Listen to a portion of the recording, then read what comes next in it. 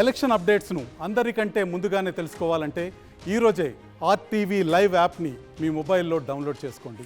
రాష్ట్రంలో గడిచిన 10 రోజుల పాటు వర్ష సూచన కొనసాగింది. ఈరోజు ఉష్ణోగ్రతలు క్రమంగా పెరిగాయి. ఇంకోవైపు ఏదైతే ఉపరితల ఆవర్తనం ఏర్పడింది ఈరోజు వాయుగుండంగా మారింది. దీని ప్రభావంతో రాష్ట్రం మీద ఏమైనా వర్ష సూచన ఉండే అవకాశం ఉందా? దీని గురించి మనతో మాట్లాడడానికి ఎండీ సీనియర్ అధికారి శ్రావణ్ ఉన్నారు, వారితో మాట్లాడదాం. మేడం చెప్పండి, గత 10 రోజులు కూడా కంటిన్యూగా వర్ష సూచన కొనసాగింది. మళ్ళీ ఈరోజు టెంపరేచర్స్ కొంచెం రేజ్ అయ్యాయి. ఈ వాయుగుండం ప్రభావం ఏ మేర ఉంటుంది రాష్ట్రం మీద? రాష్ట్రం మొత్తం మీదుగా చూసుకున్నట్లయితే ప్రస్తుతానికి మనకి ఈ వాయుగుండ ప్రభావం చాలా తక్కువగా ఉంది. ప్రస్తుతానికి మనకి మధ్య బంగాళాఖాతంలోని మనకి కొనసాగుతున్న ఈ వాయుగుండం అనేది వచ్చే 24 గంటల తుఫానుగా మారే అవకాశం ఉంది. అది ఉత్తర ఈశాన్య దిశగా ప్రయాణం చేస్తూ మనకి తీవ్ర తుఫానుగా 25వ తేదీన మారి 26వ తేదీన సాయంత్రానికి తీరాన్ని తాకే అవకాశం అవుతుంది. దీని యొక్క ప్రభావం రాష్ట్రం మీద కొద్దిగా తక్కువగానే ఉందని చెప్పవచ్చు. మనకి ఈ 2 రోజుల్లో చూసుకున్నట్లయితే కొద్దిగా అక్కడక్కడ వర్షపాత సూచనలు అయితే కనిపిస్తూ ఉన్నాయి. ముఖ్యంగా ఉత్తర ఈశాన్య తెలంగాణ జిల్లాల్లో అక్కడక్కడ సాయంత్రం పూట ఉరుములు మెరుపులతో కూడిన వర్షపాతాన్ని ఇచ్చే అవకాశం అయితే కనిపిస్తూ ఉంది.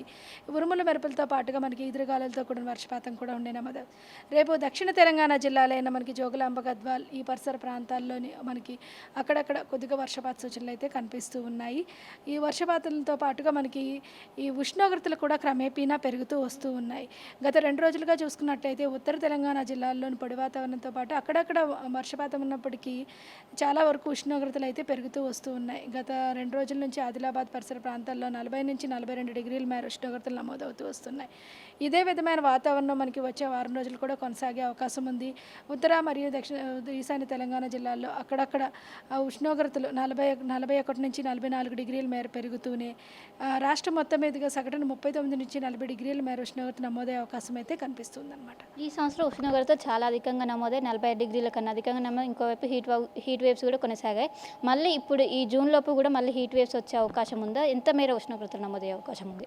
హీట్ వేవ్ ప్రభావం అయితే తక్కువగానే ఉంది. దాదాపుగా ఒక 4 రోజులు మాత్రం ఉష్ణోగ్రతలు 2 నుంచి 3 డిగ్రీలు పెరిగే అవకాశం అయితే కనిపిస్తుంది. తర్వాత నుంచి మళ్ళీ మనకి రాష్ట్రం మీదుగా కొద్దిగా ఈ ఉరుములు మెరుపులతో పాటుగా pre monsoon shower, thunder showers కూడా ఉండడం వల్ల ఉష్ణోగ్రతలు కొద్దిగా తగ్గే అవకాశం అయితే కనిపిస్తుంది. దాదాపుగా మనకి ఈ తుఫాన్ తీరం దాటిన తర్వాత మళ్ళీ ఋతుపవనాలు కేరళ తీరాన్ని తాకే అవకాశం కనిపిస్తుంది. దాదాపుగా 31 నుంచి 1వ తేదీన మనకి తీరాన్ని తాకే అవకాశం ఉంది. తాకిన తర్వాత మనకి తెలంగాణ రాష్ట్రానికి 5వ తేదీ నుంచి 11వ తేదీ మధ్యలో మనకు కూడా ఋతుపవనాలు వచ్చే అవకాశం అయితే కనిపిస్తుంది అనమాట. ఇప్పుడు ఎల్నినో ప్రభావం పూర్తిగా పోయిందంటున్నారు. ఈ సంవత్సరం మళ్ళీ లానినో ప్రభావం ఉంటుందన్న, దీని ప్రభావం ఏ విధంగా ఉంటుంది? ఎల్నినో ప్రభావం అనేది దాదాపుగా తగ్గిందని చెప్పవచ్చు. మనకి జూన్లో పూర్తిగా బలహీనపడుతుంది. జూలైలోని అది లానినాగా మారే అవకాశం అయితే ఉంటుంది.